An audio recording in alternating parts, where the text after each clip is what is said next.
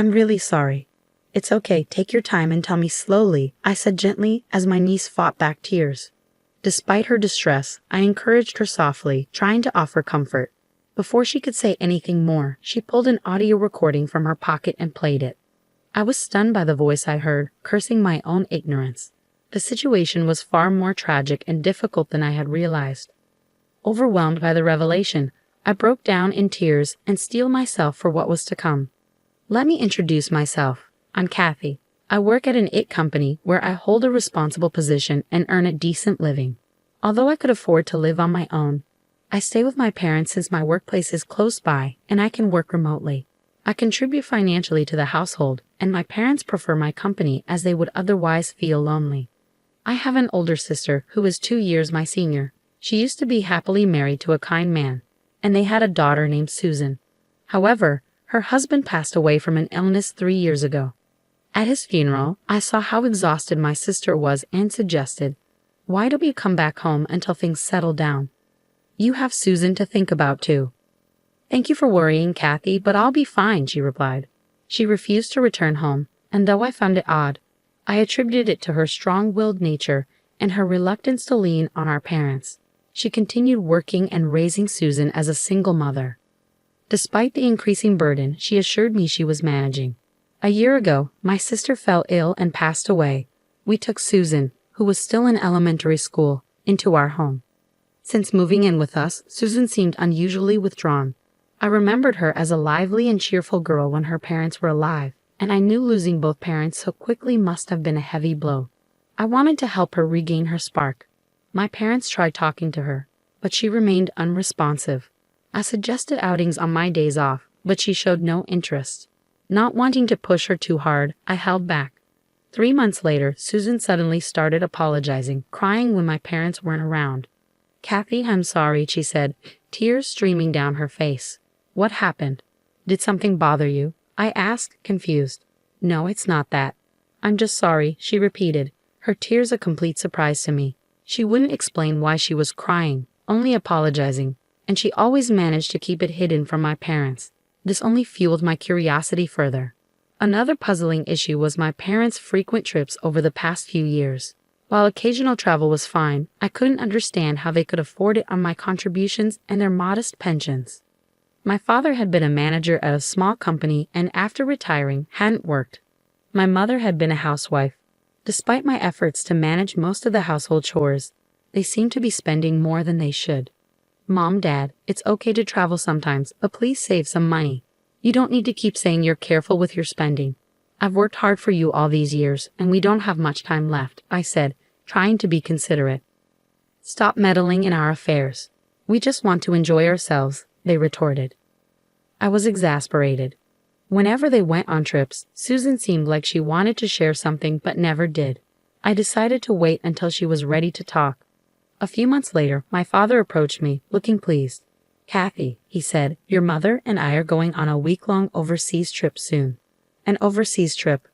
How can you afford it?" "I just told you to save money," I protested. "We came into a bit of money," my father replied dismissively. "From where?" I asked, but he waved my question away. "Does it matter? We want to make some memories in our old age. Your mother and I deserve this experience." "All right, fine," I said, though I couldn't shake the suspicion about their sudden windfall. I decided not to push further, thinking it was their money after all. "Take care of things at home while we're gone," they instructed. "Got it. Have a safe trip," I replied, trying to mask my concern. On the day of their trip, my parents left cheerfully, promising to bring back souvenirs. After seeing them off, I turned back to the living room and found my niece, Susan, standing there, looking as if she were on the verge of tears. Recognizing that something needed to be done, I decided to confront her. "Susan, what's the matter? Your grandparents have left for their trip. It's just the two of us now. Please take your time and tell me what's wrong." "I'm sorry," she said, beginning to cry again. I gently urged her to open up. "Actually," she said, pulling out her smartphone and pressing play, "I need to show you something." The recording that played was filled with my parents' angry voices. I was stunned. No matter how I listened, it was unmistakably their voices, though they had never spoken to me like this before. "Is this really Grandpa and Grandma?" I asked, incredulous. Yes, Susan confirmed, her voice trembling. They often came over when my parents were still alive. They used to nag and complain a lot, especially about my parents' marriage and making irrational demands for money, claiming it was compensation for taking their daughter away. I was horrified. I had no idea they were like that. I thought they were just visiting to see their granddaughter. Susan continued, they would threaten my parents under the guise of visits, extorting money every time they came. I would hide in my room whenever they were here because they were always yelling at my parents. I see, I said, feeling a pang of guilt. That must have been really tough. But how did you manage to record this? Susan explained that she had been given an old smartphone of her parents as a toy, and she happened to use it during one of those visits, capturing their angry outbursts. I was grateful for her bravery in recording this evidence. How often did they come to your house? I asked, the question that had been bothering me. I think it was almost every week, Susan replied. To think they visited my sister's family so frequently without my knowledge was shocking. In hindsight, I remembered how my sister and her husband had appeared increasingly haggard each time I saw them. When I asked my sister if she was okay, she had said they were just dieting together, which I had taken at face value. But now I realized that the strain from my parents' demands must have been wearing them down. I cursed myself for not probing further. If I had noticed the signs sooner, this might not have happened. I'm sorry for keeping it hidden, Susan said through her tears. I was scared of what Grandpa and Grandma might do if I told you. I should have been more aware, I said, holding her close. I'll protect you from now on. But what if they come after you too? Susan asked, her voice trembling. Don't worry about me, I reassured her. I won't let them win. We'll face this together. Yes, if I'm with you, I'm not scared, Susan said, determination in her eyes. Seeing her resolve, I nodded. During the week my parents were away, Susan and I prepared. With her support, I felt even more determined. I remembered how frugal my sister and her husband had been. My sister had once told me they rarely carried cash, preferring bank transfers. If they had given money to my parents, it would have been through these transfers. I searched the house and eventually found what I was looking for. I discovered my parents' bank passbook revealing the frequent deposits they received from my sister and her husband. It was clear they had been living frugally to cover these payments. Ripping the passbook, I trembled with anger. I decided to take it to a private investigator to uncover the full extent of my parents' dealings. A few days later, I was summoned to the investigator's office. Here is the report, the investigator said, handing me a folder. As I read through the report, my shock and anger deepened. It detailed how my brother-in-law had been borrowing money from financial institutions to pay my parents, which led to his mental exhaustion and eventual death.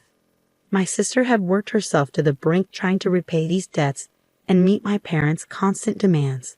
Additionally, my parents had mistreated Susan, claiming they were doing her a favor by letting her stay with them. The revelation was devastating. I started to cry, feeling a profound sense of betrayal. How could they do this without me knowing? I wondered aloud.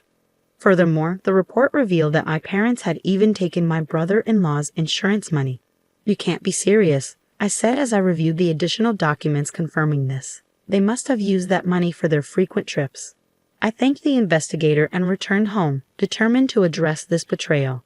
Until my parents came back from their overseas trip, Susan and I finalized our plan. Do you think we can pull this off? I asked Susan. Don't worry, she said confidently. We still have time. Let's practice as much as we need. I'll do my best, I promised. We rehearsed our plan until Susan felt confident. A few days later, we were ready and waited for my parents to return. We had set up cameras around the house to capture everything on video and audio as evidence. I had discussed this with my lawyer and received approval. When my parents finally came home, they were full of excitement. We're home. Did you have a good time? I asked.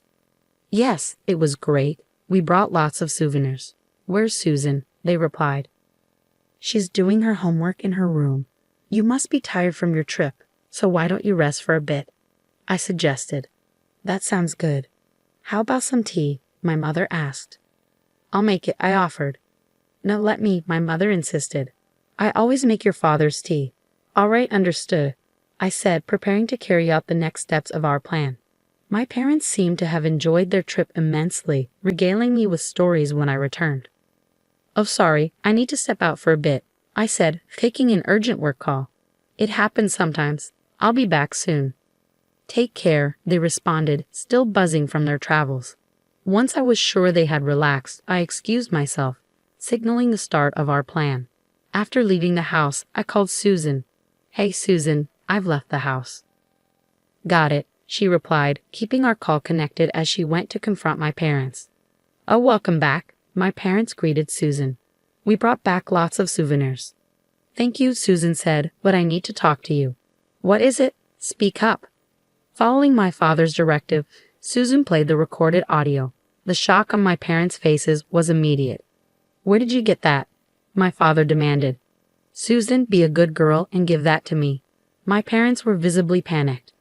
"I was planning to let Kathy hear this," Susan said. "Please don't do that," my mother pleaded.